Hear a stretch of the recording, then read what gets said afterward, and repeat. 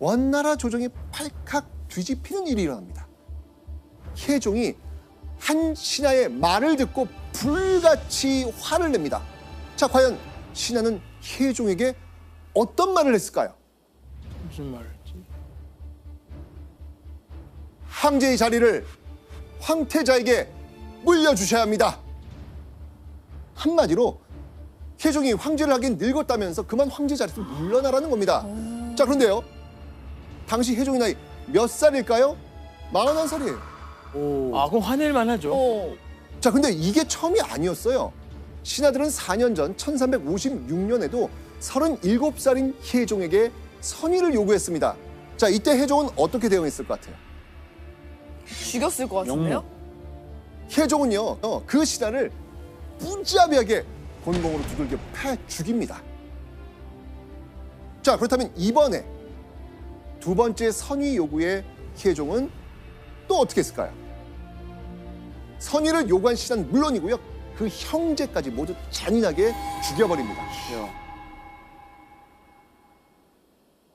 아, 근데 나이도 그 많이 늙지도 않은 황제한테 가서 그렇게 얘기를 하는 이유가 뭘까요? 놀라운 건요, 이 신하들 뒤에는요 어마어마한 세력이 황제를 끌어내려는 공작을 꾸미고 있었습니다. 자, 과연 신하들이 믿고 있던 강력한 뒷배, 그 정체는 누구였을까요? 일왕후 쪽. 아니 기왕후 아니지. 일왕후 쪽 사람들 아니에요? 기왕후 아니죠. 왜냐면 왕이 빨리 내려오고 황태자가 되면 에이 자기 설마 아들이 그렇게까지 큰 꿈을 역사는 배신자인데. 모르잖아요. 배신 아니 절대 아니에요. 그 아까 말한 대로 일왕후. 일왕후나 아니면 처음에 아니면 권신 쪽. 예. 바로 기왕후입니다. 와 이거는 너무 배신감. 역사라니까 정신을 차리세요. 한낱 궁녀였던 기왕후를 사랑으로 품어준 사람 누구였어요? 해줘. 혜종이었잖아요. 네.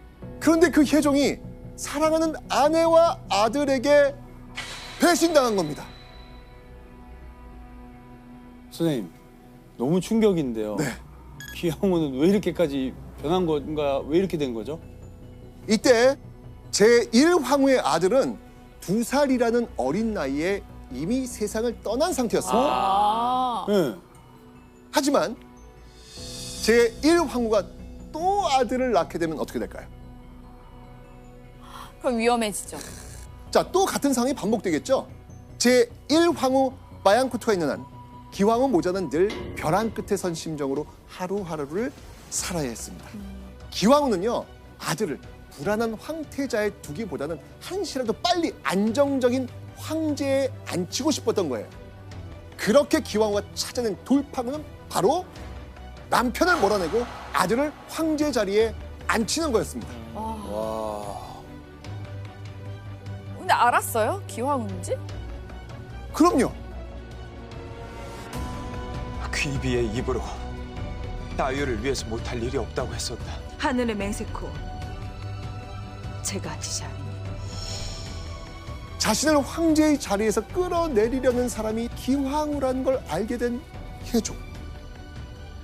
어떻게 했을까요? 너무 충격이죠. 근데 지금으로서는 어떻게 할 수 없잖아요. 이미 황태자가 이미 있고. 혜종은 그저 2달 정도 기왕후를 찾지 않을 뿐 어떤 처벌도 내리지 않습니다. 교수님, 그럼 이제 혜종은 기왕후를 왜 처벌을 안 한 거예요? 정치적으로 보자면 일단 이 일황후 바양쿠트 같은 경우는 정략 결혼이고 또 굉장한 가문적 배경이 있지 않습니까? 이에 비해서 이제 기왕후는 그러한 것이 없었는데 따라서 어떤 황권을 위협할 만한 외척 세력이 없는 기왕후, 그리고 자신의 뒤를 이을 후계자, 그래서 황권의 밑받침이 될 황태자가 있다라고 하는 점은 이 기왕후와 황태자를 혜종에게 굉장히 좋은 정치적 파트너로 인식하게 했다라고 볼 수가 있습니다. 야,